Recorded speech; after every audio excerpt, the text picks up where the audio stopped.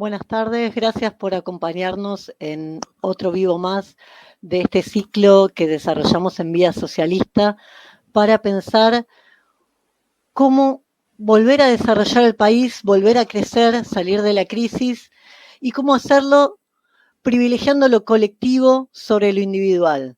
Una vía socialista de desarrollo, planteamos nosotros. En esa vía de desarrollo es ineludible hablar de uno de los problemas de la Argentina, uno de los problemas logísticos, el problema del transporte y el problema del ferrocarril. Nosotros hemos planteado varias veces por escrito en distintas charlas que el ferrocarril es el ejemplo del tipo de solución que nosotros planeamos para los problemas de la Argentina. Cuando nosotros planteamos qué Argentina queremos para 2050 y cómo desarrollarla, planteamos que hay que buscar un Estado fuerte y eficiente. Pero ese Estado fuerte y eficiente implica medir la eficiencia de la economía en términos sociales, no en términos individuales. Para un empresario individual quizás es más rentable transportar su cosecha en un camión, pero ese empresario individual con sus camiones puede ir destruyendo la ruta que luego el Estado tiene que reparar. Entonces, desde ese punto de vista social, global, ¿qué es lo más eficiente para el transporte de carga?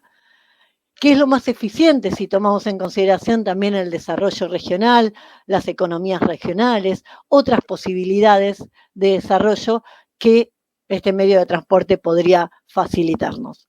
Entonces, hoy vamos a discutir qué sistema ferroviario precisamos y para hacerlo hemos invitado a Claudio Sud, conductor de trenes, abogado, conductor de un programa radial, Empezar de Nuevo, donde semanalmente analizan la realidad ferroviaria del país, junto con otros problemas económicos y sociales, y también un trabajador que ha ganado una batalla importante contra la patronal y la burocracia sindical, que en su momento, en un contubernio de ambas partes, forzaron su despido y que tras una fuerte batalla legal sindical logró su reincorporación. Entonces, hoy Claudio va a estar haciendo un balance de la situación de los trenes en la Argentina, una breve descripción de cómo llegamos hasta aquí, la situación actual y algunos de los problemas y soluciones que se vislumbran cuando uno compara con lo que se está haciendo en otros países que tienen sistemas ferroviarios eficientes, que funcionan, no como un mero símbolo de decir recuperamos un tren, pero ese tren tarda 19 horas de llegar de Buenos Aires a Córdoba y por ende no cumple su función verdadera. Así que vamos ahora a presentarlo a Claudio, a darle la palabra a él. Tenemos una horita para charlar hoy, así que hago una introducción así súper breve para que sea él, que sabe del asunto, el que tenga más tiempo para hablar. ¿Cómo estás, Claudio? ¿Qué tal, Marina? El gusto de compartir el espacio con ustedes y el agradecimiento por la invitación. Confirmame que me están escuchando bien. Habíamos probado antes de empezar y estaba bien la prueba de micrófonos. Confirmámelo ahora, por favor. Sale perfecto, Claudio. Bueno. Vamos a hacer primero para introducirnos algo que es muy común y muy conocido, sobre todo en los ámbitos políticos e históricos, que es el desarrollo de la decadencia, si vale el juego de palabras, del ferrocarril.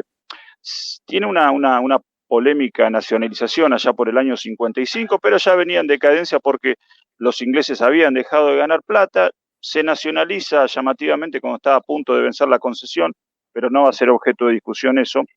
Los ingleses habían dejado de ganar tanto dinero, así que se fueron a buscar otros lugares para seguir ganando. En definitiva, en el año entre el 59 y el 62 se produce por un encargo del gobierno de Frondizi al general estadounidense Thomas Larkin el estudio de la viabilidad del transporte en Argentina y se emite el conocido Plan Larkin. El plan, en definitiva, lo que hacía era un balance y un estado de situación perfectamente atendible. Había ramales deficitarios, había ramales que no se usaban, había trabajadores que estaban cobrando sueldos sin cumplir ninguna función había material que se estaba volviendo vetusto por la falta de mantenimiento, por la falta de uso. Entonces, sugirió el cierre del 32% de las vías existentes, la cesantía de 70.000 empleados y reducir a chatarra el material ferroviario que no se usaba. No se puso en marcha el plan Larkin, pero aparece algo curioso, porque quien era ministro de Transporte, secretario de Transporte de Frondizi, era Alberto López Abuín, que era especialista en transporte, pero él defendía el ferrocarril. Entonces él le dijo a Frondizi, bueno, vamos a modernizar el ferrocarril. Conclusión, tuvo que renunciar el muchacho, lo sustituyó, entre otros, Alzogaray, conocido por todos, y en definitiva a partir de ahí comenzó el ingreso e instalación en nuestro país de muchísimas empresas multinacionales automotrices que producían fundamentalmente camiones y colectivos. Entonces, ¿qué pasa? Se empieza a utilizar el camión y el colectivo como medio de transporte y el ferrocarril empieza a quedar en desuso. O sea, el efecto del uso del camión y del colectivo hace que el transporte ferroviario tenía una estructura enorme, miles y miles de kilómetros de vía. En algún momento Argentina fue el octavo país en cantidad de kilómetros de vía en desuso. El desuso produce la decadencia que después se transforma en inutilidad. Hubo conflictos, sí, hubo muchos paros, sí, hubo algunos acuerdos, se militarizaron a través del plan Conintes, donde ejercía el poder ejecutivo a través de sus Fuerzas Armadas la conducción de los ferrocarriles, los trabajadores eran llevados a punta de pistola a cumplir sus funciones entre otras cosas, pero en definitiva el sistema ferroviario siguió siendo en desuso. O sea, se le pagó a muchísima, se pagaban indemnizaciones, se iban cesanteando, se seguían pagando sueldos a gente que no trabajaba. Esto es lamentablemente lo que ocurría, pero paralelamente los servicios iban quedando en desuso. La década del 70 al 90 lo único que hizo fue profundizar este fenómeno. O sea, nunca hubo un reverdecer del proceso, hasta que llegamos a 1991, cuando se produce las llamadas privatizaciones, que en realidad son concesiones, porque se le otorgan a empresas privadas la ejecución del servicio. La primera empresa privatizada fue Ferroexpreso Pampeano, en el ramal de Rosario a Bahía Blanca. Nótese este detalle, unía dos puertos. O sea, esto lo tenemos que tener muy presente. Nótese que unía dos puertos. No era una economía regional, sino que una línea que unía dos puertos. Año 89, también otro dato, ley de reforma del Estado. La ley de reforma del Estado se sancionó en agosto del 89. Menem asumió el 9 de julio del 89. El 15 de agosto la ley se promulgó. En el medio tuvimos las vacaciones de invierno. No creo que los diputados hayan trabajado durante las vacaciones de invierno. En consecuencia, en tiempo veloz, lo que hace intuir que fue a libro cerrado, se votó la ley de reforma del Estado. ¿Por qué hago hincapié en esto? Porque la ley de reforma del Estado es el huevo de la serpiente que permite que haya estos sistemas llamados privados dentro digamos, en el ejercicio de funciones propias del Estado. Es por eso que es importante, una clave, la derogación de la ley de reforma del Estado, cosa que después vamos a ir hablando. Llegamos al 90, el decreto 4490 suprime 100 servicios ferroviarios que iban a distintas provincias, las provincias principales, por cierto, pero que eran servicios que ya no funcionaban. O sea, simplemente se le puso el certificado de función a servicios que ya no estaban funcionando. Así que bueno, llegamos a las privatizaciones, donde las empresas de carga, como decíamos recién, la primera es Ferroexpreso Pampeano, que recorría las vías del Sarmiento, del Roca y del Mitre, tierra adentro. El nuevo Central Argentino, que es la línea Mitre. Ferrosur, que es la línea del Roca, que la adquirió la empresa Loma Negra, hoy Camargo Correa, que es la que sustituyó a la empresa de Fortabat. Buenos Aires al Pacífico, que era la línea San Martín, que fue un desastre porque después tuvieron que darle de baja la concesión. El Mesopotámico, que era el de la línea Urquiza, y Belgrano Cargas, que ocupaba esa línea. En cuanto a los servicios urbanos, todos tendrán presente esto, por lo menos la gente que vive en Buenos Aires. El Metrovías, que se encargó de la línea Urquiza y del subte. El Belgrano Norte, que es la línea que va de Retiro a Villarrosa. Transportes metropolitanos, Belgrano Sur, San Martín y Roca, y TVA para el Mitre y el Sarmiento. Esa es una síntesis del proceso del 55 al 95, que es cuando se produce la privatización. Punto de inflexión en la historia, tragedia de 11, año 2012, febrero de 2012, que es cuando, se produce esa masacre de más de 50 muertos, que al año aproximadamente se produce la llamada nacionalización de los ferrocarriles. Recordarán que cuando estaba Randazzo a cargo todavía no era Ministerio de Transporte, era Ministerio de Interior, que absorbía la Secretaría de Transporte, después se convirtió en Ministerio de Transporte, produce la nacionalización, con excepción de la línea de Metrovías y de Ferrovías. El resto fue todo ejecutado por el Estado. Además de la empresa Belgrano Cargas, que también la ejecuta el Estado. Esto es, digamos, un pantallazo de lo que fue el proceso histórico. Me preguntan por dónde empezamos, y lo primero que tiene que haber es una decisión política. O sea, así como en el año 2012, sobrepasados por la situación que representó más de 50 muertos en 11, semejante tragedia, que recordamos terminaron presos no solo trabajadores, sino también terminó presos ministros, terminaron presos secretarios, terminaron presos empresarios, gerentes, etcétera, mucha gente presa. Lo primero que tiene que haber es una decisión política. En eso entonces, una decisión política que fue comprar trenes modernos, que es cierto, hay que reconocerlos, son de muy buena calidad los trenes que han comprado a China, pero fue una medida espasmódica, no fue una medida dentro de un proceso de renovación. Y un detalle que se desatendió en eso entonces fue el tema de las vías, porque si bien es cierto, las unidades motrices en general no han tenido grandes inconvenientes, en general lo digo, el tema vía, que es lo esencial, no fue muy llevado en el apunte. Después de la decisión política, hoy cuando arranqué hice hincapié en la cuestión de la unión de los dos puertos. Nuestras líneas, mejor dicho, es como una mano. ¿Por qué? Porque todo es convergente al puerto. Todas las líneas férreas de Argentina son convergentes al puerto. Nunca hay, ahora voy a tratar de sostener el micrófono bien, nunca hay una línea cuadriculada, una traza en cuadrícula que permita las economías regionales, sino que todos los servicios ferroviarios, como lo señalé recién, son convergentes al puerto. Fue diseñado así por los ingleses y nunca se replanteó. Entonces, uno de los detalles que necesitamos urgentes es en cuadrículas, el sistema en cuadrículas para tener acceso a las economías regionales. Obviamente, después hay que ver el caso común. Alguna región por ahí va a desarrollar más la minería, otra va a desarrollar la vitivinicultura, como puede ser Mendoza o la fruta en ese lugar. La región noroeste seguramente también va a tener minería, también tendrá otro tipo de cultivos. La región mesopotámica va a tener yerba, va a tener café, y la región central del país, soja, maíz, etcétera, pero en definitiva hay que atender las necesidades regionales para que el servicio ferroviario, como vos lo decías al principio, sea un servicio colectivo y no el servicio de unos pocos. También cuando empezamos a pensar en el tema urbano, un detalle que quedó en el olvido en nuestro país es el tema del tranvía. El tranvía, a veces lo decimos jocosamente, parece ser únicamente de los tangos. En todo el mundo, en países de grandes extensiones, en países de pequeñas extensiones, en países muy ricos y no tan ricos, hay tranvías.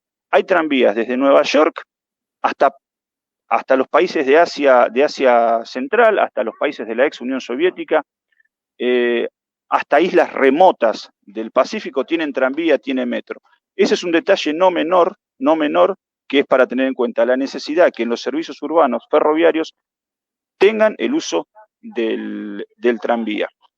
Volviendo al tema de lo que te decía recién del desarrollo en forma de cuadrículas, algunos pueden plantear, bueno, hay países que son más pequeños que otros y entonces es más fácil hacerlo eso, como pueden ser los países de Europa Central, Alemania, España, Francia, tienen una extensión un poco más o menos parecida a lo que es la provincia de Buenos Aires. Sin embargo, en el mundo, en este momento, tenemos la nueva ruta de la seda, que es un servicio ferroviario que sale de China, cruza Kazajstán, llega hasta Rusia y desde Rusia después penetra en Europa Central, donde se descubrió que tarda 20 días menos que hacer ese trayecto en barco, y estamos hablando de miles y miles y miles de kilómetros de vía. Estamos hablando de un servicio trinacional que se está desarrollando entre Canadá, México y Estados Unidos, que atraviesa estos 3 países. Entonces, las grandes extensiones no son óbice para que haya un crecimiento ferroviario. Volviendo a estos ejemplos de Europa Central, no quería dejar pasar algunos detalles. Hoy por hoy todavía se siguen explorando túneles para hacer servicios ferroviarios más rápidos. Por ejemplo, en Noruega, trenes que andan prácticamente sobre la nieve sin ningún inconveniente. Entre Francia e Italia para hacer túneles muy extensos para poder seguir desarrollándose la comunicación. Y eso no es un impedimento. Los problemas naturales que existen, como decía recién, hay trenes en Noruega que te andan con 10 centímetros de nieve y aún así circulan. Y otro detalle también, y esto volviendo a la cuestión urbana, es que a diferencia de nuestro país, no se vincula por vías, sea por metro, sea por tren, sea por tranvía o por lo que fuere, las ciudades con los aeropuertos, las ciudades con los estadios de fútbol, que es donde se convoca mucha gente, las ciudades con las universidades, salvo alguna que otra excepción, obviamente, pero ese también es un detalle no menor. Casi todas las ciudades del mundo tienen la vinculación a través del ferrocarril de la ciudad con los aeropuertos. Acá, lamentablemente, no ocurre, y eso es un detalle, creemos, muy importante. Un ejemplo para seguir cerrando con esto de las ideas, así empezamos a escuchar a la gente. En Alemania, la empresa histórica del capitalismo, que es Coca-Cola, hizo un contrato con la empresa alemana Deutsche Bahnhof para repartir en Alemania a través del ferrocarril sus productos, con 9 centros de distribución sobre las líneas férreas. Coca-Cola, o sea, no estamos hablando de algo que alguien no conozca y de alguien que no entienda que Coca-Cola debe perseguir las ganancias. Calculan que ahorraron una circulación de 3 millones de kilómetros de camión con ese funcionamiento de Coca-Cola que no me quería olvidar porque me parece más que importante. Además, en Alemania también, volviendo al tema de los tranvías, han hecho estudios de factibilidad en las universidades, y esto también por ahí a alguno le causa hasta una mueca de risa, de hacer el reparto en el barrio con el tranvía. Imagínese el pollero, el repartidor de galletitas que llega al almacén del barrio, el que trae los paquetones de yerba, los paquetones de azúcar, a través del tranvía. Se hicieron varios estudios, o sea, están proyectando la idea del aprovechamiento del tranvía para hacer el reparto que nosotros en los barrios vemos en una camioneta que llega. Obviamente, en horario nocturno, en horario marginal, pero en definitiva se han hecho pruebas con cargas para evaluar la factibilidad la utilización del tranvía. Y bueno, ya para ir cerrando, uno de los detalles que ocurre en la actualidad es que por el momento solo hay 6 o 7 grandes fábricas de trenes. O sea, Stadler, Alstom, CAF de Alemania, THM de Rusia, CRRC de China, y por ahí me estoy olvidando de alguna fábrica, pero digo, por el momento uno de los detalles es que son muy monopólicos en este momento el tema del desarrollo, el tema del desarrollo de la construcción. ¿Y a qué quiero llegar con esto? ¿Por qué hago esta salvedad?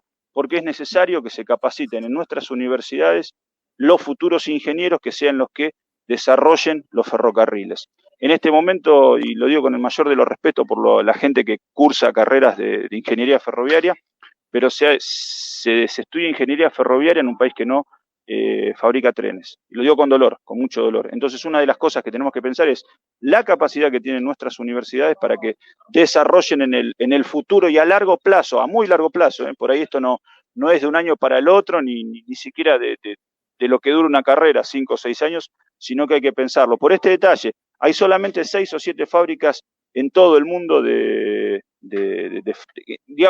es que hay 6 o 7, son 6 o 7 las que tienen todo el negocio. ¿Por qué también quiero decir esto? Ya con esto cierro. Sí.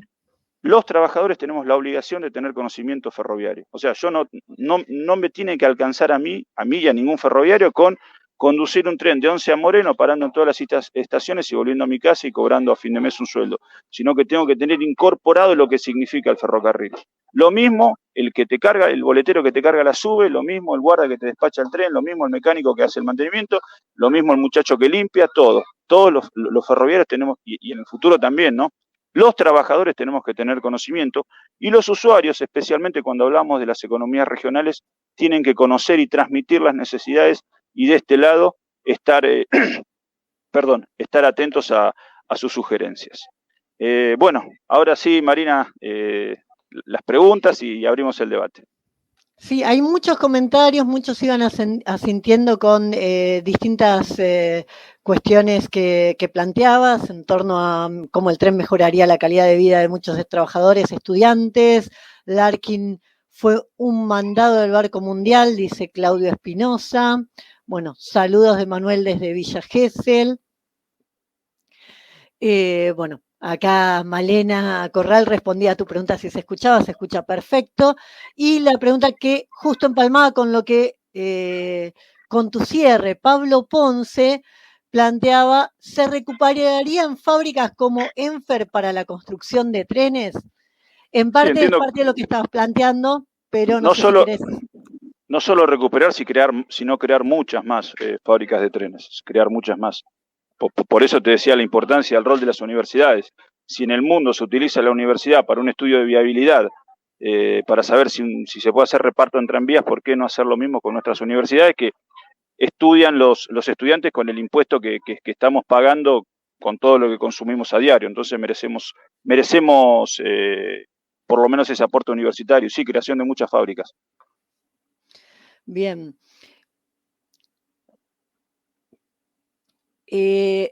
Bueno, hay saludos. Pablo Ponce dice, THM tiene a cargo los talleres de Mechita. Sí, de Mechita, en la región, en el partido de Bragado es eso. Eso es en el partido de Bragado y sí, se le adjudicó a esa empresa la renovación de vagones y trenes. Pero no es construcción, es mantenimiento más que nada. Por el momento mantenimiento, sí. Bien, y Jonathan Mereles dice, buenas, el plan Belgrano Cargas era un buen proyecto para el Estado argentino hoy. ¿Se puede pensar el desarrollo ferroviario hoy con el mismo criterio del último cuarto del siglo XIX? No, de ninguna manera. No. Si hay algo que tenemos que tener es noción del tiempo. O sea, en el año, cuando fue desarrollado el sistema ferroviario, fue pensado por los ingleses y para los ingleses. Ahora no. Ahora ya uno tiene que atender a las necesidades y a crear un sistema competitivo para el desarrollo y el crecimiento del país. Algunas puntas en relación a la información que vos nos traías, Claudio, ya apuntaba en este sentido. Cuando vos señalabas el ejemplo del tren que hace la nueva ruta de la Seda, China y las zonas que va uniendo.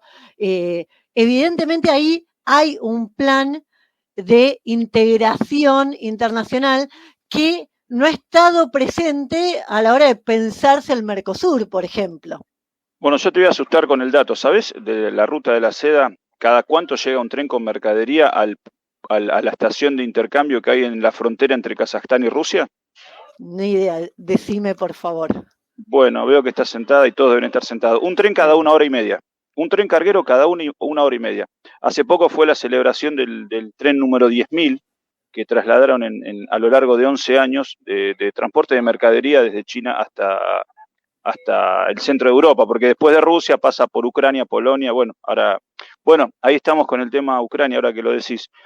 Ucrania, al ver bloqueado en este momento el Mar Negro, su salida por el Mar Negro, recurre al ferrocarril para salir por Rumania, por Polonia, bajar hasta Eslovenia y de ahí buscar el mar Adriático para poder vender su mercadería. O sea, recurre al ferrocarril. En una situación trágica como es la guerra, sí. Exactamente, el ferrocarril termina siendo una alternativa en una situación de guerra, nada más y nada menos. Acá, Pablo Ponce, de nuevo, ¿tiene alcance real las carreras que brinda la UTN de AEDO y la UNSAM con las carreras ferroviarias? Con lo que estamos planteando, no. con lo que estamos, si quieren buscar trabajo en alguna de las empresas actuales, por ahí sí les va a servir, pero en esto que estamos planteando, no. Nosotros tenemos que tener fábricas pensar en fabricar locomotoras, en fabricar trenes eléctricos, en fabricar, no digo trenes de alta velocidad, pero porque uno por ahí empieza pasito a pasito, ¿no? Pero bueno, los trenes de alta velocidad, por cierto, tienen ya 60 años de vida. En el año 64 fue el primer tren de alta velocidad, cuando nosotros estábamos todavía discutiendo el plan Larkin. O sea, imagínense el retraso en el que tenemos. Sí. Sí, es parte de lo que nosotros muchas veces planteamos, que es tomar la realidad actual y cómo avanzar sobre ella y que eso nos permita un mayor desarrollo futuro. Y solo con planificación, si pensamos solo lo que podemos hacer de acá a un año, no hay forma de construir otro futuro. No, porque si vos tenés que replantear las vías, tenemos estos ferrocarriles de carga que andan ahora, que por ahí sirve para la carga porque no tiene esa urgencia del tiempo, pero se producen descarrilos constantes y sonantes en todas las provincias. O sea, estamos hablando de un sistema bastante deficiente.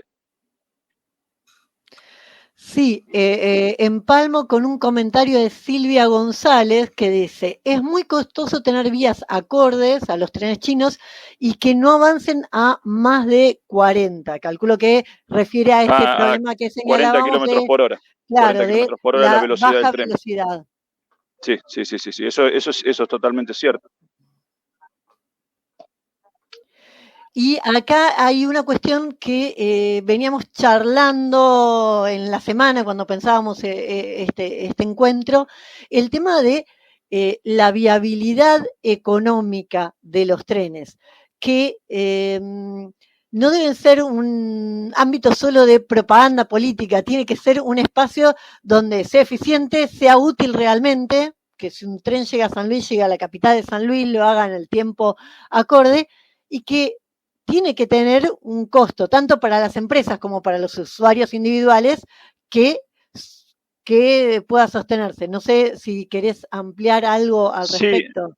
Sí, porque ahí hace un aporte, creo que Jonathan Meré les pregunta si se puede impulsar con la misma fuerza el desarrollo del tren de pasajeros que el de carga.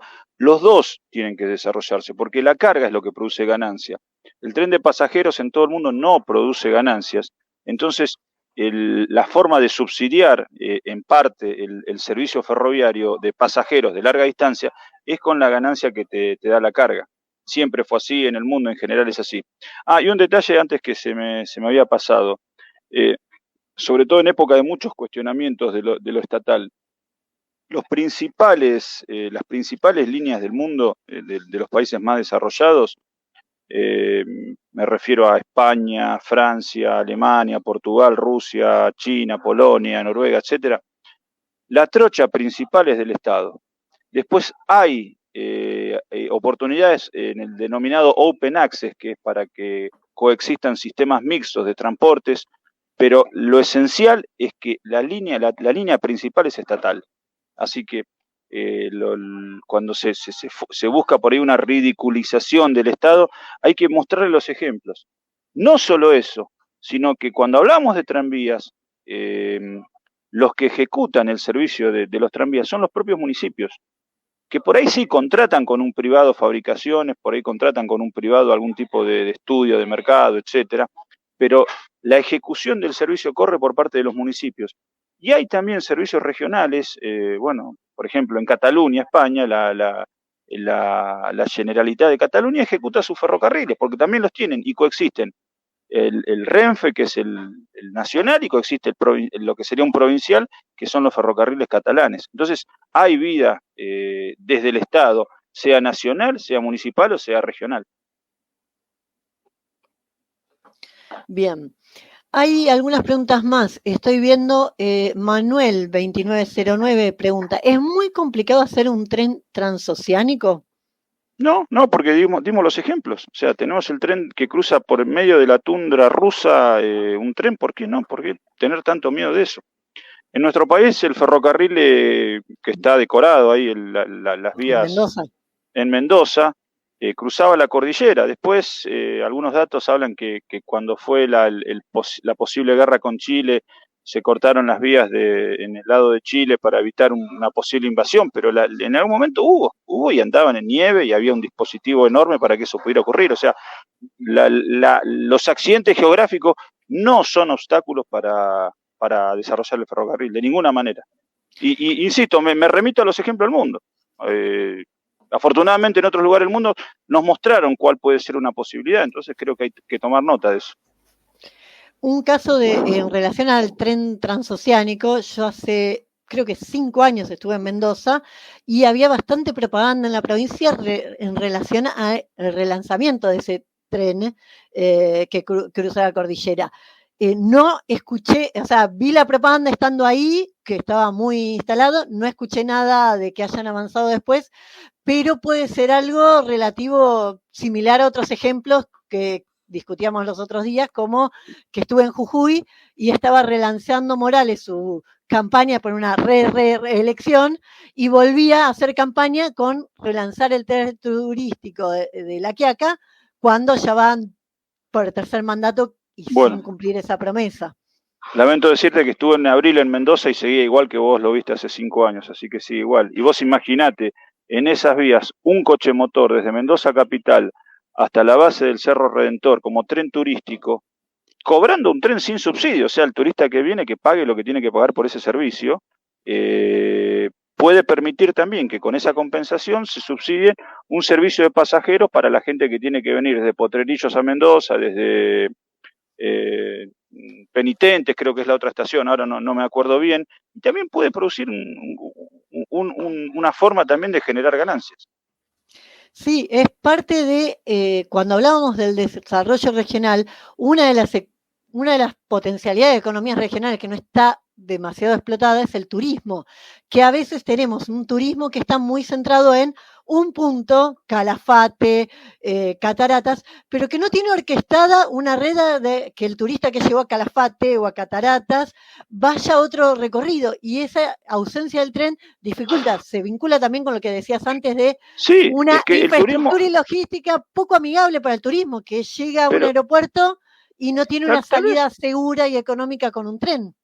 Pero el turismo forma parte de la economía de un país, nos guste o no. Después discutimos si es mejor uno que otro, pero el turismo es necesario, el turismo genera ganancia. En el turismo también hay gente hay empresarios espurios, pero también hay mozos, hay albañiles, hay empleados de mantenimiento de los hoteles, hay camareras, hay cocineros que ganan plata con el turismo. Entonces, es inadmisible que de Buenos Aires a Mar del Plata haya una sola vía lo que los ferroviarios llamamos vía sencilla, en el último tramo, a la ciudad de uno de los mayores flujos turísticos, lo mismo Córdoba. Es inadmisible que a Córdoba no haya servicios ferroviarios. Digo servicios ferroviarios competitivos, que no sea para los nostálgicos que les gusta pasear en tren, sino que sea eficiente. Esta semana un historiador ferroviario cordobés me dijo que por día viajan 30.000 personas ida y vuelta a Córdoba. Una locura. O sea, y van en avión o en micro. 30.000 personas por día. Una cifra que a mí me sorprendió. Y hay un trencito que lleva 600 pasajeros por semana. Entonces creo que hay que también tener un servicio competitivo. Sí, aparte un trabajador no puede tomarse un día y medio para ir, a veces no puede prever la necesidad. O se casa un amigo en Córdoba y tenés que ir casi de raje, por decirlo de alguna manera. Y demanda hay en relación a Mar del Plata, que vos estabas mencionando, los últimos días hubo gente durmiendo en sí, lo pude ver anoche lo vi en mi trabajo, gente durmiendo en Aedo, en Merlo y en Moreno, para sacar pasajes. Acampar para sacar un pasaje. Sí, para sacar un pasaje. Es claro que hay una demanda, que si esa demanda se pudiera explotar de otra manera, con una vía más eficiente, con otras cosas, se podría resolver. Acá aporta Claudio Espinosa desde Inglaterra, es un apasionado del ferrocarril, nos dice que hacer trenes de largo recorrido mixto se compensan los costos operativos, eso es parte del asunto, o sea, ese es el asunto. Un tren mixto es un tren que tiene carga y pasajeros al mismo tiempo. Ese se llama un tren mixto. El correo mismo. O sea, imagínate vos la correspondencia que hoy está. O sea, ya dejó de ser la carta que vos le mandabas cuando nosotros éramos adolescentes, algún amigo, algún primo que tenías en otra provincia. Pero hoy la cuestión de la venta de productos hace que el correo tenga goce de buena salud. Claro, goce de buena salud, y una alternativa es el ferrocarril. Entonces vos cargaste un vagón en Buenos Aires y lo tenés a la otra mañana en Córdoba, en Mendoza, en Posadas, en San Carlos de Bariloche, etcétera. Bueno, acá Pablo tiene una pregunta, no sé si esta la vas a poder responder. Habíamos A ver, hablado con Claudio de trabajar más las cuestiones logísticas, no sí, necesariamente económicas, pero por las dudas, ¿cuánto cuesta hacer 1 kilómetro de subte para unir rutas y avenidas del bueno, conurbano? no soy economista, así que es una respuesta que no puedo dar y por responsabilidad no la voy a dar. Sinceramente no sé cuánto cuesta mover un tren para llevar de Once a Moreno o de Moreno a Once gente al trabajo, a la universidad o a hacer trámites. Entonces no sé económicamente cuánto cuesta mover un tren. Bien. Mientras que voy buscando otras preguntas, una pregunta que te había hecho en la previa, en relación a el principal problema de hoy para recuperar los trenes son las vías. Sí. Y lo principal que sostiene económicamente el tren es la carga. Sí. Ahora, la carga debería darle ingresos al tren. Pero ¿qué pasa si la carga no está controlada y genera un deterioro de las vías? Yo estoy poniendo un ejemplo que conocía sí, yo de Olavarría, que Loma por Negra, experiencia propia. claro, cargaba, por lo que me dijo la gente del local y efectivamente por el deterioro de las vías y de viajar sistemáticamente en ese servicio, que las vías estaban muy destruidas por sobrecarga en los vagones que transportaban cemento para Loma Negra, para esas empresas. Vos me diste otros ejemplos. Sí, la realidad es que las 4 o 5 empresas de carga son las que tienen las concesiones. En este momento el Estado le está haciendo la logística, porque en definitiva el mantenimiento de vías prácticamente corren por cuenta de ellos. Entonces, si tenemos empresas de cargas, tenemos que tener también un mantenimiento adecuado para que además de pasar el tren de carga, tiene que pasar el tren de pasajeros, respetando lo que en terminología ferroviaria se llama cantidad de ejes, que son la cantidad de vagones que pueden pasar por un lugar para saber si un tren puede pasar o no. Entonces, si vas a pasar, como fue el caso de arena súper pesada para el fracking en Vaca Muerta, que terminó destruyendo muchos kilómetros de vía, bueno, hacerlo de una manera austera para no destruir la vía. Si vos por una necesidad tenés que transportar X cantidad de mercadería, lo tenés que hacer de una manera controlada y controlable. Pues, caso contrario, el Estado termina subsidiando a esa empresa privada que transportó, porque tiene que salir a reparar aquello. No solo eso, un tema de las empresas privadas en la actualidad es que las empresas transportan su propia mercadería. O sea, vos sos un pequeño productor de X lugar y querés mandar en ferrocarril lo que produciste, no podés porque estas 4 o 5 empresas transportan su propia mercadería. De hecho, vos señalaste lo de la línea Roca del ferrocarril, es de Camargo Correa, que es la que era cementera Loma Negra. Entonces ellos transportan su propia mercadería. Y entonces inhabilita el tren que está funcionando para otra integración regional, peor que eso, no podés directamente, no es que no podés directamente, eso es lo peor de todo, no podés. Entonces las pequeñas economías se ven por una cuestión natural obligadas a transportar en camión, porque no tienen alternativa. Exacto. Bien, ahí, Jonathan Mereles, ¿se tiene los técnicos argentinos necesarios y suficientes para llevar a cabo la planificación y desarrollo del tren, a diferencia del siglo anterior? Todavía no. O sea, hay una base, pero habría, ¿qué carreras hay en otras partes? Habría que desarrollar el urbanismo, por eso el tema, hablamos del tranvía, habría que desarrollar una carrera de ingeniería ferroviaria donde se capaciten técnicos para, seguramente va a haber que tocar gente que sepa de geología, para la cuestión de los suelos, de agrimensura, para la cuestión de los terrenos, de todas las ciencias que afecten al desarrollo del ferrocarril, no es solamente un tendido de vías. Entonces sí, es un tema muy amplio y muy complejo.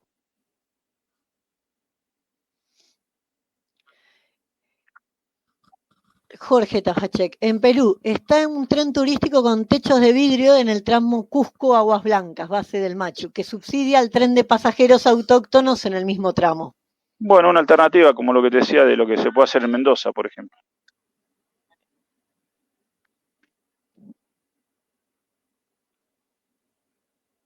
Dice Jonathan Mereles, a él le explicaron que si quisiéramos mejorar la velocidad de las vías, se te debería diseñar trenes en vías de trocha angosta. ¿Por qué no se hace y cuál es el criterio del diseño actual? El criterio del diseño actual fue que los ferrocarriles acá fueron desarrollados por franceses, alemanes e ingleses, y cada uno puso su trocha. Y holandeses, perdón.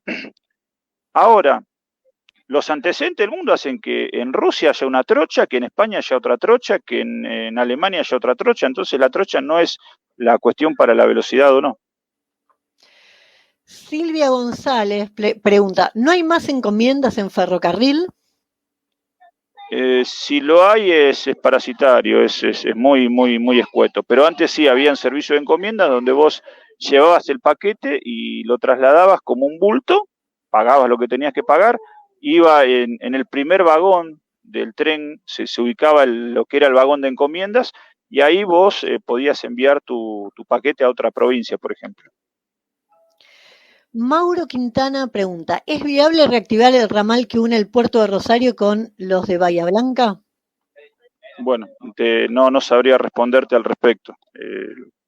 Supongo que sí, supongo que cualquier Mirá si no es posible reactivar ramales. En la zona oeste se reactivó hace muy poco un ramal que estaba tapado por la tierra, que iba desde González Catán hasta Marcos Paz. Y hubo la decisión política de reactivarlo y lo reactivaron. Así que sí, es así, cualquier ramal puede ser reactivado. Pero a eso le tenemos que sumar todos los ingredientes que mencionamos después, estado de vía, estado de material rodante, etcétera. Claudio Espinosa dice, hay que reconstruir el acceso a Buenos Aires del ferrocarril Urquiza para que no desaparezca. Sí, porque fue el Urquiza era el que venía de la provincia de Misiones, y en el tramo desde Zárate hasta ya prácticamente entrado Gran Buenos Aires, cerca de Hurlingham, cerca de San Miguel, ya las vías están casi tapadas, y un fenómeno que ocurre cuando las vías quedan en desuso en la zona urbana, lamentablemente en algunos casos se forman villas, se forman asentamientos, etcétera. Estoy revisando, más o menos creo que fuimos cubriendo preguntas. Bueno, hay comentarios relacionados con esto de la demora de ahora de los trenes. Jorge dice, en mi niñez el tramo a Mardel lo hacíamos con vagones de madera y la locomotora a vapor llegaba en 4 horas 15 minutos. Bueno, el récord de velocidad fue en la década del 30, cuando hubo, creo que había que llevar la tirada de diarios a Rosario. Se hizo con una locomotora a vapor. Creo que fue una visita de un rey de España acá. Te estoy tratando de memorizar la causa objetiva. Sí, y entonces se llevó creo que en 2 horas y media a Rosario con un tren a vapor. Creo que ese es el récord de velocidad argentino. Por ahí alguno me podrá corregir, pero tenía que ver con eso. Bien. Rev preguntaba ya hace tiempo, cuando se dice industria de ferrocarril, ¿eso incluye vagón y locomotora?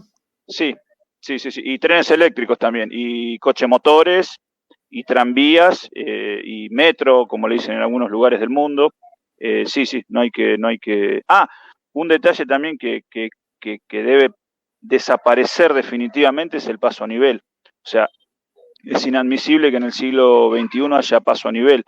Tiene que ser todo sustituido por túneles y puentes. Ya no tiene que haber un riesgo de colisión de un tren con un automóvil, una moto, un camión, etcétera. Eso es sustancial. Yo ahí creo haber recorrido los comentarios y preguntas y haber tomado las preguntas. Me quedan algunas cosas que habíamos estado charlando previamente en relación a el manejo, la dirección del sistema y las ineficiencias que brotan, tanto de quienes hoy dirigen el sistema ferroviario como de sus acuerdos y negociados con la burocracia sindical. Habíamos hablado de la Liga de Intendentes y que el sistema lo maneja gente que no sabe el asunto, gente de las bolsas de trabajo del sindicato, que en realidad son otra cosa. No sé si querés tomar estos temas o agregarles algo más como para ir... Hoy por hoy las bolsas de trabajo las manejan los dirigentes gremiales. Hay un régimen de ingreso para hijos, eso es cierto, De hecho, mi hijo entró a trabajar al ferrocarril hace menos de un año, pero también eso impide que haya gente que tenga ganas de ser ferroviario que pueda hacerlo. La realidad es esa. Como hay también una familia judicial, también hay una familia ferroviaria, y también dentro de esas bolsas de trabajo hay gente que es casi un empleado del sindicato, que juegan al fútbol, son músicos, etcétera, y cobran sueldos sin trabajar. También es cierto eso, como también es cierto que lo que te decía de la Liga de Intendentes, hoy las gerencias de transporte de las empresas de transporte son intendentes. Por ahí son buena gente, para comer un asado, para tomar unos mates, por ahí son buena gente, pero necesitamos técnicos que sepan del asunto.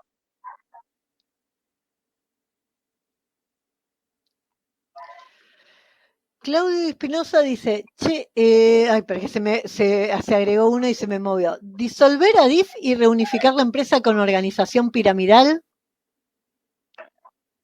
Eso habría que preguntárselo a alguien que sepa mucho de estrategia. La DIF es la eh, Administración de Infraestructura Ferroviaria, y puede ser una alternativa. Pero, insisto, sea recreando una empresa vieja o formando nuevas, que sea con gente idónea. Bien. Manuel, una última pregunta que aparece aquí. Si no hay técnicos para los trenes, ¿quién se hace cargo? Bueno, estamos hablando de un proyecto a muchos años, entonces hay que algún día empezar. Creo que Randazzo tuvo una posibilidad histórica en 2012, 2013, cuando tomó a su cargo, en empezar a desarrollar. Él en ese momento decía que todo tardaba 20, 30 años en armar una fábrica. Y bueno, empezá los primeros 8 años vas a capacitar ingenieros, vas a montar las fábricas, y en los siguientes 10 vas a empezar a producir. No se hizo ni una cosa ni la otra, y las empresas de carga siguieron siendo las mismas, el servicio siguió siendo como el que conocemos, etcétera.